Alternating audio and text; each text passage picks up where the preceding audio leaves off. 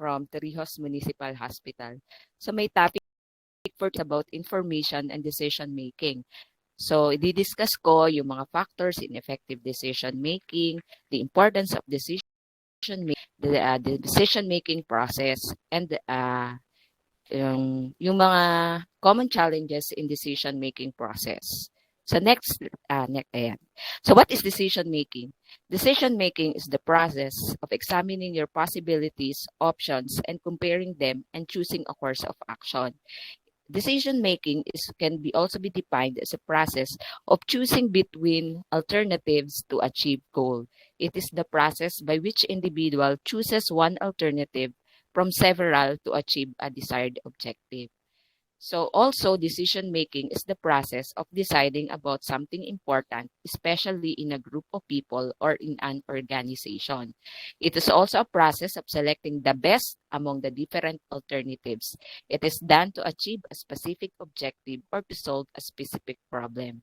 It also involves making a choice between alternative courses of action. However, the decision-making involves a cycle of activities and events that begin with the identification of a problem and ends with the evaluation of implemented solutions. So sabi nga, in our everyday life, we have the power to decide, no, even in the simplest to the toughest to the most complex or most complicated decisions, in every aspects of our lives, in career, in love, in our organization. So 'di ba lahat nagawa tayo ng desisyon, no? Kaya nga kanina diniscuss earlier ni Christian yung mga different types of organization. Merong personal, may organizational, merong policy based, no? So kailangan nating magdesisyon at ang decision making ay tamang pagpili ng solusyon dun sa na-identify nating problema.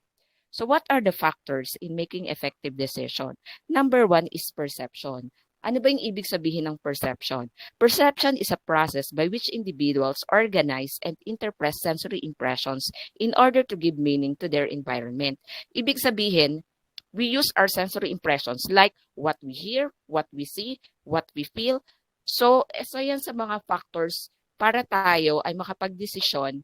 Because in order to make accurate decision, you need to think properly if this will work or not. Kailangan natin isipin yung nakikita ba natin or naririnig ay makakatulong ba yon sa ating pagpili ng tamang desisyon. Sabi nga, we do not see things as they are, but we see things as we are. So next is priority. Priority means determining which tasks are the most important and in what order they need to be done is essential to an effective operation. Sabi nga, a matter of prioritization, ano ba yung dapat nating i-priority or unahin, no? Kaya nga tayo, diniscuss din ni Christian kanina, meron tayong major and minor decisions. Ano ba yung mas nakakailangan mo munang solusyonan at alin yung pinaka-list na dapat mong solusyonan. So dapat naka-identify sa utak natin yan na kung, like in our organization, no? Like ngayon, no, sa aming hospital, talagang ang struggle namin ngayon is the COVID-19 pandemic, no? So ano ba yung aming kailangang solusyonan? So recently, no, nagka-problema kami when it comes to supplies, no? Dahil since hindi nga ready yung ating healthcare system dito sa ating probinsya, so nung nag-declare ang government no ng lockdown, kulang na kulang sa supplies. So doon pa lang kailangan our organization no ay magdesisyon kung ano ba yung mga possible solutions na pwede namin gawin para lahat ng pangangailangan namin, even to the basic needs like the PPEs, face mask, alcohol, no? Basic na talagang nagkakaroon kami ng kakulangan ng supply. So ano ba yung mga interventions na pwede natin gawin? So kailangan mong i-priority. Yung mga minor problema, medyo kailangan mong ipahuli yan, no? Kasi dapat nating isipin, ano ba yung must do, yung mas una natin gawin, should do, and what will be the things that na mas maganda nating gawin. And the third one is the acceptability. When we say acceptability, sufficient ba yung ating natatanggap na information to serve its purpose doon sa ating goals or objectives? Pag sinabi natin acceptable, katanggap-tanggap. Pag sinabi naman natin hindi katanggap-tanggap, it deviates to the ideal or hindi siya sufficient na mag-serve doon sa ating desired na purpose or goal. Number 4 is risk. Nabanggit din kanina yan. No? Pag sinabi nating risk, it is a probability, a chance, 'di ba? It is kasi nga minsan hindi natin nakikita yung nape-predict ano ba yung mga pwedeng mangyari dun sa ating desisyon. Hindi natin na-foresee or unpredictable minsan yung mga bagay na pwedeng mag-arise. So, that is why it is very essential component of decision making because sabi nga natin, when you make decision, pwedeng maging successful, pwedeng maging hindi. It can be lead to loss or undesirable outcome. So, kaya nga, merong bad decision and good decision. So, you have to take a risk. So, ano ba yung example nitong risk? So, sa aming organization, like in the hospital, no, we have the accreditation, no, yung aming license kung sa Department of Health, kung ano ba yung status ng aming hospitals. Kasi meron tayong tinatawag na the first level hospital, the second level hospital, and the tertiary or third level hospital. So yung aming hospital before is a level 1 hospital. Na-degrade kami to just a infirmary hospital. So kailangan naming umangat. Kailangan naming i-process ang aming or umakyat sa level 1 hospital. So we have to take a risk kahit marami kaming mga deficiencies, kulang sa manpower, kulang sa budget, ang daming supplies na kailangan. So yung mga kakulangan ay kahit kulang, nag-risk kami na mag-apply for a level 1 hospital whether the DOH will acknowledge or ipasaba kung ipapasaba nila yung aming license to a level hospital. So we have a chance, we have a probability, no? Pero talagang kailangan mong sumugal. That's the word. You have to take a risk. And next is the resources. The human and material resources available will influence one's decision like time, money, knowledge, and energy. So yun nga, no? When it comes to decision making, katulad yung sinasabi natin, gusto natin gawin yung isang bagay na mag-improve yung ating services, but because we have only a limited allocation of funds or budgetary constraints, nalilimitahan lang din yung ating paggalaw o pagbigay ng serbisyo sa ating mga constituents. And next is goal. No? Isa rin to sa factor. You have to set goals that you want to achieve. Kahit naman sino may pangarap sa buhay. Sabi nga, no, napakaano naman kung wala kang pangarap sa buhay. So in order to be motivated to achieve your goals, this need to be based on the information that you consider during the decision process. Consider your goals and make sure they don't contradict each other. Kailangan naka-align yung purpose mo. Very clear and defined yung iyong goal or gusto mong marating or yung gusto mong ma-achieve. So sabi nga, your goals must be concrete and detailed. It should be accurate, no? So that's why, di ba, ina-apply pa rin natin yung SMART. Your goal should be specific. It should be measurable, achievable, realistic, and time-bound. Meron ka bang time frame na inaalat para ma-achieve mo yung iyong goal? And next is the values. Values, sabi nga, values is the form or the foundation of our life. Diba? Sabi nga, parang your values speak ourselves, no? Sabi nga, because your values will dictate the choices you make and it will determine the direction that you want to achieve, no? Your values, kung kunwari, you have kumbaga pananaw mo sa buhay na ito yung gusto mong mangyari sa buhay. So, you can be sure to keep your sense of integrity and what you know is right and approach decisions with confidence and clarity. Kumbaga, malinaw ka kung saan mo gustong tumungo or pumunta. Next factor is demands. The relationship of demands and decision-making, especially in the product or services, would be the allocation of resources in the most effective and efficient way. So, yung nabanggit na rin natin kanina. And the other factor is the style. Style din daw, ang factor din daw sa effective decision-making is the style. Sabi nga, wrong style of decision-making can lead to disaster. Sabi nga, you should recognize that your style influences the effectiveness of your decisions. Before you make a decision, think about the style that would be best for the decision you need to make. No, sabi nga, meron talagang fitted, meron talagang suited na style para dun sa isang bagay na identify mong kailangang masalba. So you have to build your decision-making skills so that you are better equipped to make the decisions you need to make. So, dito under the style of decisions, meron tayong tinatawag na directive style. So ito yung tinatawag na action-oriented decision makers. no? So ito yung yun nga, action-oriented. Ang consequences naman nito, sabi nga, pag directive yung style, it tend to be autocratic. You exercise power and control and focus only on the short term. Meron pa rin tayong tinatawag na analytical style. So yung analytical style, yun naman yung sinasabing careful decision makers, no? Mas maingat na pagdidesisyon. Ang consequence naman nito, it take longer to make decisions. Napoprolong yung pag-decide sa isang bagay. And we have another style which is called the conceptual style. Ang conceptual style naman, you are the risk takers who rely on intuition. Pag sinabi nating intuition, you rely on your gut feel, no? And discussions with others to get information. Ang consequence naman ng conceptual style, you foster an indecisive approach to decision making. And the last one style is the behavioral style, which is a receptive to suggestions, supportive, and prefer verbal communication. Ang consequence naman nito, you have a hard time saying no. Parang lahat sa'yo, oo. You always say yes, no. And another factor in making effective decision is judgment. Judgment means the ability and capacity to make considered and effective decisions. You come to a sensible conclusions, perceive and distinguish relationships, understand situations, and form objective opinions, especially in matters that affect action. So, ito yung judgment. For example, no, ang maganda nating halimbawa nito, declaration of bonus or other benefits in organization. It's a policy. No, like in our organization, no, nitong nag-pandemic, nag-decide the national government to give rest allowance to health workers.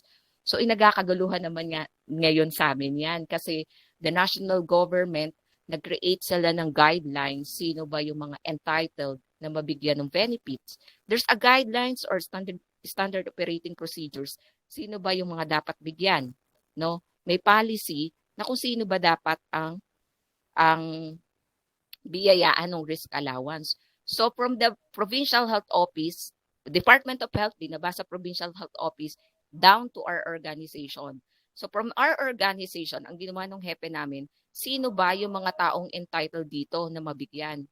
Kasi ang nakalagay doon sa guidelines namin is the health worker should be physically present na doon ng araw na yon. So may mga cases, may mga kasamahan kaming yung flexible time. So entitled ba sila para mabigyan ng bonus? So ang decision making nasa hepe namin. So nagkaroon nga yan ng issue, no, kasi parang nagkasamaan kami, pumapasok kami sa araw-araw pero hindi kami nabigyan, hindi kami napasama sa risk allowance na yan.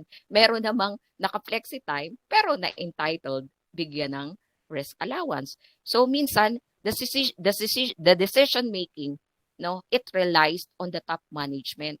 Katulad nun, sabi nga nung mga kasamahan ko, bakit hindi na lang isama ni doktor lahat na bibigyan ng rest allowance? Samantalang may pondo naman. Kailangan lang naman yan diyang i-justify na si ganito yung participation niya during the pandemic. And so on and so forth. So yun yung one example of judgment. So let's proceed. Let's move on. Next slide, please.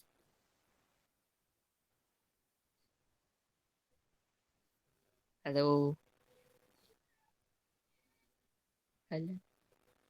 Are you with me?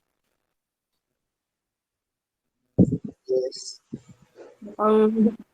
Lakada. Nag-emote na yan kami sa'yo. Ang daldal ko pa naman. Nawala na ako sa momentum. Lakada. Anyway, tumampo na yata yung paubaya friend ko. Magpapa 10-year-old siguro na lang, discuss ko na lang. Ayan. Hi, friend. Ayan. So, let's move on to the next slide, which is the importance of decision making. So, ano ba yung kahalagahan, no? Or the impact of decision making? Number one is better utilization of resources. Sabi nga natin, wala tayong dapat masayang na oras, wala tayong dapat masayang na pera, wala dapat tayong masyadong masayang na energy or time or effort. So decision making helps to utilize the available resources for achieving the objectives of the organization. Yun nga, sabi natin, no, we have the tangible and intangible resources. So yun yung human resources or the manpower. yung pondo or money or funds, materials, machines, information and technology. So doon pumapasok yung ating mga resources. Another importance of decision making is we learn to face problems and challenges, no? Because decision making helps the organization to face and tackle new problems and challenges. Sabi nga, sa isang organization, hindi natatapos ang problema. It's a cycle. Nasolusyonan mo yung isang problema, meron na namang uusbong. 'Di ba? So parang sa relationship lang din, magkabati kayo, bukas-bukas magkaaway na naman kayo. 'Di ba? Wow. Kumbaga, it's a process, it's a cycle, no? Na may uusbong na problema. It's a matter of how you handle the situation. Quick and correct decision help to solve problems and to accept new challenges, no? And another importance of decision making is opportunities for growth. So quick and correct decision making results in better utilization of the resources, and it helps the organization to face new problems and challenges that also help to achieve its goals that results to organization's growth. Number 4 is achieving objectives. Rational decisions. Pag sinabi na rational decisions, yung we use our reasoning and logic, no, in decision making to help the organization to achieve all its objectives quickly. This is because rational decisions are made after analyzing and evaluating all the alternatives. Hindi ka naman basta kasi gagawa talaga ni decision. You have to analyze, you have to evaluate, you have to determine ano ba yung mga options, mga probabilities. You have to evaluate all the angles or all the aspects of the problem. And number 5 is the decision making increase efficiency. So, sabi nga natin, 'di ba? Efficient decision, we have to avoid the wasting of materials, the energy, efforts, money and time. And another importance of decision making is you facilitate innovation, no? Meron tayong kailangan may mga transitions. We should not be afraid of change, no? Decisions facilitate innovation. This is because it helps to develop new ideas, new process. No, innovation gives a competitive advantage to our organization. Sabi nga, hindi tayo kailangang manatili kung saan lang, no? Kailangan tayong makaisip, ano pa ba yung pwedeng makakatulong sa ating organization para mas makapagbigay tayo ng isang maayos na serbisyo, no? And number 8 or another importance of decision making is it motivate employees. Because sabi nga, sa decision making, you involved, sabi nga, nabanggit kanina ni Christian, no, na merong personal and merong organizational decision. Personal, ikaw lang yung involved. Organizational, kasama yung iba mong employees or group or subordinates or other members of the organization. Because employees who are involved in decision making feel their contribution is valued. Pakiramdam nila you are part of the process, no, of sharing opinions and discussing work matters itself. And it can foster a sense of teamwork and improve relationships among workers. So next slide. So ito yung highlight nung aking report. Ayan, the decision making process. So i-discuss ko muna ito, no, na ito muna. Ayan. So number 1, the process, or it's a cycle, no? Number 1 is you have to identify and define the problem, no? Next is you have to generate and evaluate alternative courses of action. After you evaluate, you have to choose the preferred course of action, and then you implement the decision, and you have to evaluate results at all steps, and you have to check all ethical reasoning. So isa-isahin muna natin ito. Ano ba yung pag sinabi natin you have to identify and define the problem? Mark, next slide. So pag sinabi nating identify the problem, this stage involves understanding with absolute clarity what the issue is and what type of decision is going to made. Dapat malinaw, no? Dapat malinaw ano ba yung problema, no? Hindi yung nakikita mo lang na kaya nakalagay nito, make sure it is a problem and not just a symptom of a problem. Hindi yung para kang may sakit, no? Example natin yan, no? Since nasa hospital ako. Halimbawa, sumakit ang tiyan, no? May ubo, ganyan. Sintomas yun. Pero pwede natin sabihin, kaya sumakit ang tiyan, kaya may ubo, no? Possible, ganito yung sakit niya. Pwedeng, ay baka COVID na yan, or baka ganito, no? So, kailangan natin, hindi lang natin nakikita yung sintomas niya. Kailangan nating alamin, ano ba yung root cause or pinaka-main cause of the problem. no? And problem identification is subjective. No, pag sinabi nating subjectives, it is based or influenced by personal feelings or opinions, no? And dapat nating itanong, why is the decision called for? Bakit kailangan nating magdesisyon? Sino ba yung mga taong involved or who are the stakeholders? And ano ba yung ating desirable outcome na gusto? Ano ba yung kailangan, yung nakikita nating dapat na solusyon? And does the problem had a deadline or specific timeline? No? May time frame ba tayong inalat para ma-resolve ba natin yung problema? Or kung wala, or hanggang kailan ba natin kailangan tapusin yung problema? No? So you really have to identify the problem. So ano ba yung example namin dito sa hospital?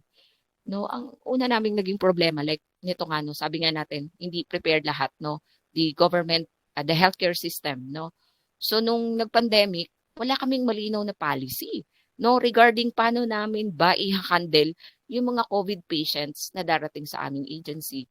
So yung hepe namin, no, attend ng meeting, no, and to the point na kami mismong mga empleyado nagtatanong, ano ba yung agawin natin in case may dumating na problema? Na si doktora, okay, na-attend siya ng meetings and ganyan. Pero bakit wala siyang nire-relay na something na information? No? Na ano ba yung mga kailangan natin gawin or protocols? Until na yung first case natin ng COVID, no, ay nagkonsulta sa amin, no, na to give you lang a short orientation na yung first case natin is hindi talaga siya nag-declare ng totoo niyang sakit, no. So gabi dumating sa hospital, naka-tricycle na sinabi may ubo, masakit na lamunan and all. Basta ganun lang. And then bumalik the nanay, no, the following day na yun na, the anak niya nanghihina na and ganyan. To the point na kailangan nang magdesisyon na ilipat, no, sa Damian Hospital for further assessment. So doon pa lang nag-ano yung hepe namin, no, na kailangan na namin gumawa ng malinaw na protocol when it comes to handling of yun nga, mga darating na patients with COVID. So doon pa lang naglinaw sa amin na may problema. Hindi tayo pwedeng maging kampante, na hindi tayo handa doon sa mga problemang ganun, na pag may dumating tayo, paano natin i-handle yung ating mga patients. So next, ay napadaldal na ako. The next step is in decision-making process, as you have to generate and evaluate alternative courses of action. So dito naman sa second process na ito, in this step decision-making process, you will list all the possible and desirable alternatives. So kailangan mong magbigyan ng options, no? Ano ba yung mga pwedeng solusyon, no? Minsan nabivisualize lang natin siya sa utak, no? Ito pwede nating maging solusyon diyan. Solution set A, set B, set C or set D, no? Kailangan nating magbigay ng mga options or alternatives. So here you do not have to restrict yourself. Sabi nga, no? You do not have to restrict yourself to think about the very obvious options. Rather, you can use your creative skills and come out with alternatives that may look a little relevant. So lahat ng anggulo titingnan mo 'yan, no? Lahat ng angle nung bagay kailangan mong tingnan in all aspects or in all perspective. You would also have to do adequate research to come up with the necessary facts that would aid in solving the problem. No, you do research, like nung na kami ng policy, ng protocol, no. So sabi nga natin, meron tayong benchmarking, no? So you do research, ano ba yung pwede nating i-adapt sa ibang hospital na ginagawa nila. Like, nung nagkaroon na kami ng protocol, nung nag-put up na kami ng tent sa labas para to identify the cases, yung clean case na tinatawag or the gray case. Dun sa clean case, yun yung mga ini-screen namin, yung mga patients na walang sintomas ng COVID. If you are a suspected COVID, meron kang dapat puntahan na tent doon sa screening process. Doon sa tent, meron pa kami protocol na you have to stay there lang, no? Evaluating ka doon, no? Tapos kung kailangan ka i-transfer or kailangan ka lang i-stay sa amin kasi baka hindi ka naman COVID, you have the same symptoms lang as COVID, yung mga ganyan ba. So you do research, no, kung ano yung mga pwedeng ginawa. Like, kumbaga, yung adaptation then through other hospitals, like sa Manila, ganito yung ginagawa nila, no? ganitong ginagawa. May isang team lang, for example, from your employees na kailangan naka-expose. Hindi pwedeng ma-expose yung ibang employees, no? Para malimit natin yung pagkalat ng virus. Meron lang dapat tayong isang team or dalawang team na kailangang umikot sa pag-duty. So things like that. Kailangan din nating itanong, what can and cannot be done? No? Ano yung pwede, ano yung hindi dapat? The do's and don'ts, no? And we have to identify the likely positive and negative consequences of each alternative. Kailangan mo ring alamin. Pag pinili natin itong solution A, ito yung pwedeng mangyari, the positive and the negative. No? Hindi lang dapat nakikita mo yung positive. Dapat maging handa ka din sa negative consequences. No? Ayan. So the next slide, please. So the third process is you have to choose the preferred course of action. Andito na, sabi natin nung una, nag-identify na tayo ng problem. The second, nag-generate na tayo ng mga options or alternatives. Dito sa pangatlo, you have to choose the preferred course of action. In this step, it is where the hard work you have to put in analyzing and it would lead to a proper decision. Kailangan mo na ditong i-analyze kung ano yung kailangan mong piliin na option. This includes selecting the alternative which seems to be best suited to the problem. Yung nakikita mo na mas angkop dun na magbibigay solusyon dun sa problema. Choice of the best alternative is the most critical point in decision making. Sabi nga natin kanina, no, when you make decisions, dalawa lang ang pwede mong puntahan. Either you succeed or either you failed. No? So you must weigh alternatives. And you have to evaluate for feasibility, acceptability, and desirability. Weigh the pros and cons. Then select the options that has the highest chances of success. And you have to understand the risk, the probability, no, that involved with your chosen route. And you may also choose combination of alternatives now that you fully grasp all the relevant information. No, so sabi nga, pwede naman from set A, no? Minsan may mga solution ka nakikita na pwede mo ring isama or i-combine yung iyong second options. So, kumbaga pwede mo siyang i-blend, no? Pwede mo siyang i-blend yung iyong alternatives. You can do that. And sabi nga natin, ito na yung the most critical because dito ka napipili nung iyong step before you implement the decision making. So that's the next step, no? You have to implement decision. Dito na sa process na to, you have to create a plan for implementation, no? Hindi yung kaya nga tayo pag gumagawa, no, even in our organization we have a activity plan. No, hindi lang tayo kailangang decision lang. Kailangan tayo may nakaplano. You have to identify what resources are required and gaining support from employees or stakeholders. That's why, di ba, pag nag-create tayo ng plano sa ating organization, eto, yung involved, sino yung involved, the responsible, ano yung mga resources na kailangan natin, may allocation of funds ba na kailangan, sino yung mga taong kailangan gumawa, or sino yung mga agencies na involved or pwede nating ma-network. So, ganyan. So, you have to specifically identify the needs or the resources available. No, and you have to getting others on board with your decision is a key component of executing your plan effectively. So be prepared to address any questions or concern that may arise. Dito, during the implementation, dito lalabas yung mga tanong, yung mga haka-haka, no? So you should be open-minded do sa mga tanong na minsan once you are a decision maker, minsan may mga bagay ka kasing hindi nakikita, no? When you are a leader, minsan mas nakikita mo lang yung sayo. Minsan hindi mo nakikita yung iba. Kaya nga mas maganda, no? When you make decisions, you also consult, no? You have your own kumbaga parang meron ka sariling iniisip, no? At the same time, you have to look for other persons, no, na magbigay din sa iyo ng ideas and opinions. Kailangan may mga tao ding ma-involved, whether your employees or like sa amin hospital, no, when yung aming hepe, no, pag feeling niya na kailangan niya ng tulong from from section heads, no, sections head, no, so kailangan naming mag-meeting. No, we have to to talk about the problem, no? And kami naman parang yun nga pinapakinggan niya rin kung ano yung aming mga binibigay na opinion sa kanya, no? Kaya nga lagi niya sinasabi, malaking bagay sa isang organization yung participation ng iyong empleyado, no? Kasi nga sabi nga niya, minsan hindi yan nakikita yung nakikita namin, no? So decide on a course of action and justify the choice and determine how to carry out the decision to resolve the problem. So when you create a plan, then you decide on the course of action, di ba? Ina-identify natin yan eh. Ano ba yung steps natin na kailangan natin gawin dyan para masolusyonan yung problema? So you have to justify and determine paano ba natin yan gagawin.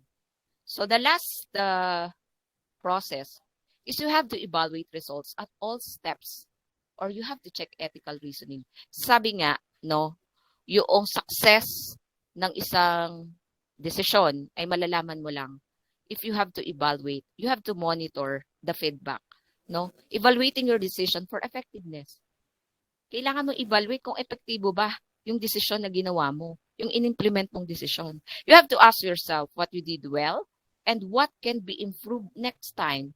No, kasi sabi natin, pag nag-feedbacking na tayo, no, it's just like when you make a policy, no, in-identify mo yung problema. Sa feedback, may mga lumabas doon na feedback na hindi maganda, no?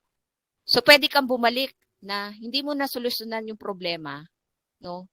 Baka nga hindi mo na identify yung tamang problema. So pwede kang bumalik ulit sa step 1, no? When you failed, kapag nag-fail ka dun sa implement mong decision, no? Individual consider what went right and what went wrong with the decision and learn for the future. Sabi nga kanina ni Ate Ellen, no? Learn from your mistakes. Learn from your failures. Next time, do it better, no? Has the problem has been solved? Kailangan nating tanungin 'yan. From the plan of action, no? Dapat din natin tanungin during the monitoring evaluation. Has the problem has been solved? Nasolusyonan ba yung problema? Sabi nga natin, without feedback, one never learns from experience and may repeat the mistakes. So the feedback or evaluation is quite necessary. No, sabi nga natin, learning experience na lang. Take it from your experience. Kung nag-fail, go on lang, no? Matuto tayo sa ating pagkakamali. Baka ulit sa una, i-identify mo ng maayos ang problema. And same process, no? Hanggang ma-achieve mo na yung success ng iyong decision. So, this one, the next slide, the 6 C's of decision making. Ito na yung parang kumbaga ay this summary ng aking diniscuss na 5 cycle. No, number 1 is you have to construct a clear picture of precisely what must be decided. So sabi natin yun, you have to identify the problem. You have to compile. It is a list of requirements that must be met. 3, you have to collect info on alternatives that meet the requirements. Number 4, you have to compare the alternatives that meet the requirements and you have to consider the what may go wrong factor with each alternative and you have to commit to a decision and follow through with it. So ito kumbaga na yung pinaka concise or kumbaga pinaiksi na natin nung diniscuss ko ng the process of the process of decision making. So next, move on to the next slide, which is the common challenges in decision making process. Sabi nga, hindi madali, no? Yung step in order for you to achieve yung desirable outcome or output of your decisions. May mga challenges. Una, nakalagay dito, information overload. Sabi nga, merong toxic ka na. Kumbaga saturated na yung utak mo. Masyado ng maraming information na binibigay sa iyo. No? Sabi nga, having a lot of information is often beneficial. But if that information is not collated properly, it can be overwhelming.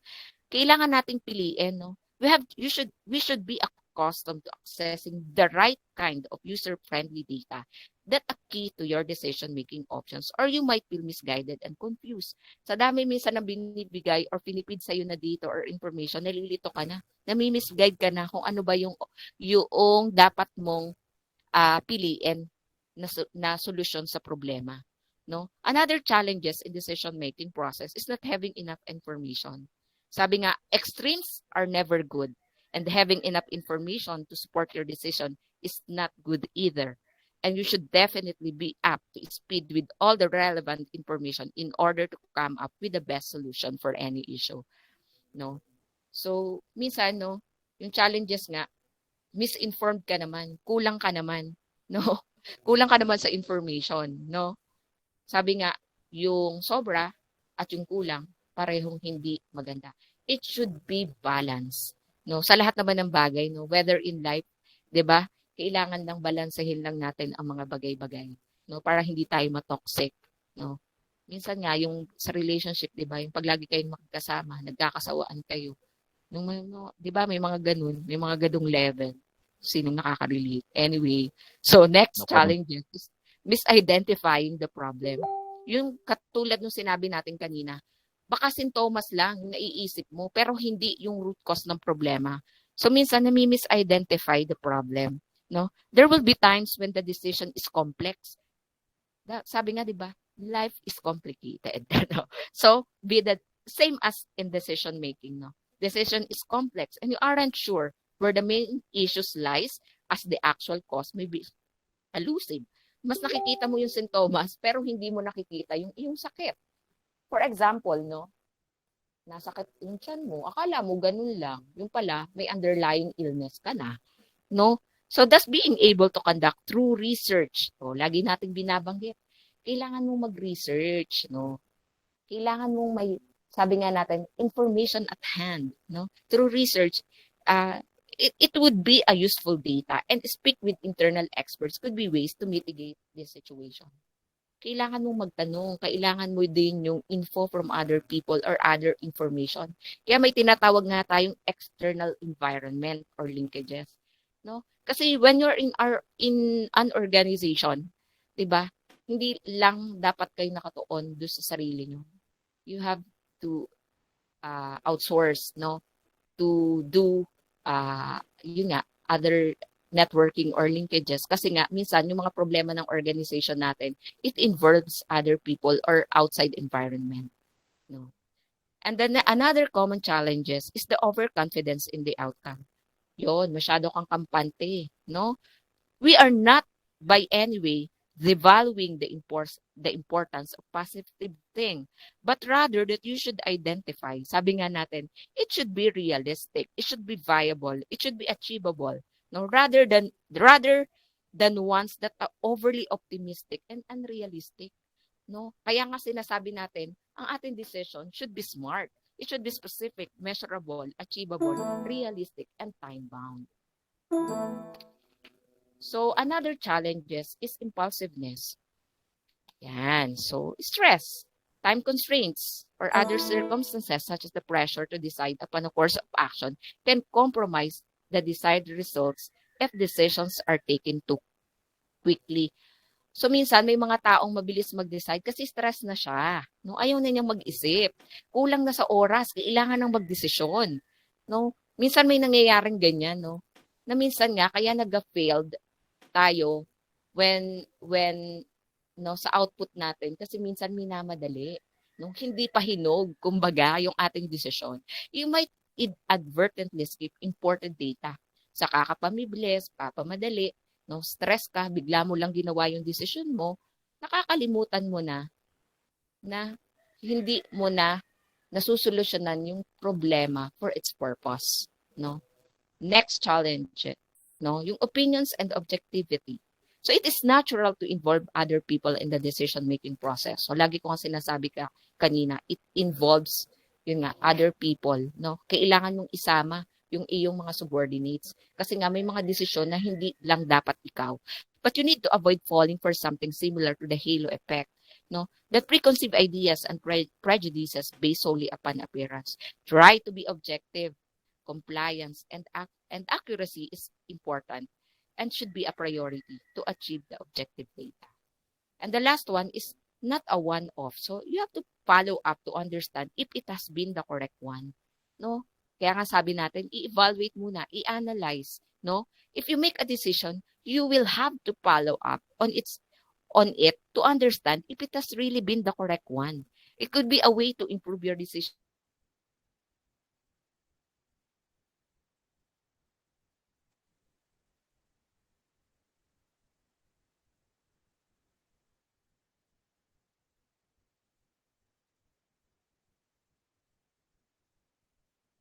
So, ini-screen yung kaming employees kung may mga allergies and ganyan. So, if you are qualified for the bakuna and nag-oo ka, so ngayon na sila inapupunta because we have only limited vaccines available. No, sa hospital 300 lang yung inalat. So priority yung mga nag-oo, kaming hindi nag-decide, wala na. We have to wait. No. Anyway, wala na ako sa aking sorry for the Magapaturo ka, ma'am. Nag-no po ako, sir, because marami akong allergies. Halos positive ako dun sa interview. So, the Sinovac naman, no? So, sabi ko, na lang, pili na lang ako ng ibang brands na may least allergic reaction like the Moderna and AstraZeneca. So, sabi ko nga, hindi baling bumayad, no? Kasi mahirap makipagsapalaran. Kasi ang tanong ko nga doon, sir, nung magbakuna, if ever ba may bakuna, like in Manila, may nakaabang na healthcare team, no? If ever magkaroon ng difficulty of breathing, ganyan. So, nag-meeting yung mga RHUs, PHO, no, and heads of the hospital nitong no isang araw, no, para magkaroon ng protocol regarding dyan sa ating rollout ng vaccine. Anyway, nakaka-interrupt na. Anyway, no, let's move on. Pasensya na. So, pero itong pagbakuna naman, choice nyo yan. No? It's your decision. You have the power, the willpower, no, whether magpapabakuna ko or hindi, because that is your right, no. Hindi ka pwedeng diktahan ng boss mo. Kung ayaw mo, hindi ka pwedeng diktahan, no. Pero sabi nga natin, the best vaccine, sabi nga ngayon, is the one available. Kaya 'di ba, kung mayroon daw bakuna at qualified ka naman, why not? Ayaw mong magpabakuna. Kaya lang ako, I have restrictions because marami nga po akong allergies. Pero yung iba naman, opo. Pero yan naman, dadaan pa rin naman po sa pre-screening yan. The vital signs, if you are a diabetic or high blood. So, yun lang. Privilege for us, pero you have to consider. Yun nga, as a decision making, no, kailangan mong i-evaluate kung okay sa'yo or ano. But sabi nga, nasa iyo pa rin ang decision. Ayan, decision making. Ayan. Anyway, let's move on, no, to the next slide, which is the effective decision making components. Ano ba yung mga components of decision making? So number 1 is the quality. How good, you have to consider, how good are your decisions? Are outcomes successful? Kailangan nating tanungin yan, no? Maganda ba yung iyong naging desisyon at kumbaga natugunan ba, no, yung kasagutan sa iyong problema? Next is the speed. How fast are decisions and execution? Kaya nga lagi natin sinasabi kanina, time-bound ba yan? May time frame ba yan para masolusyonan ang problema? No? The next is execution. How efficient is the execution managed? Paano mo siya in-implement? No? Paano mo siya ginawa? Paano mo siya in-execute? No? And the next step is the effort. What is the expense of time, energy, assets to achieve what is decided? And is too much or too little, no? So, kailangan nating i-consider yung mga tanong na yan for us to make an effective decision maker, no?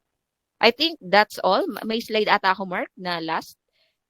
May ata akong inano dyan, no? Sabi nga dito, si Mark, ayan. So, in life, sabi nga, don't focus on trying to make the right decision. Instead, work on making the decision right. That's all, and good morning. Meron pa ako po, sir. Hindi ko alam kung ipapasunod mo na yung aking, medyo mahaba yung topic ko. Or mamaya na po ba yun? Or alam ko. Okay. So, yan po, sir, yung first part of my report, no? Kasi medyo mahaba nga siya. So, later, I will be discussing on the issues in the management decision making, the decision errors and traps, and the, what else? The climate for creativity. So, the process of creativity in decision making. So, yung dalawang pa yun, ang later I will be discussing on that report. Anyway, thank you and good morning.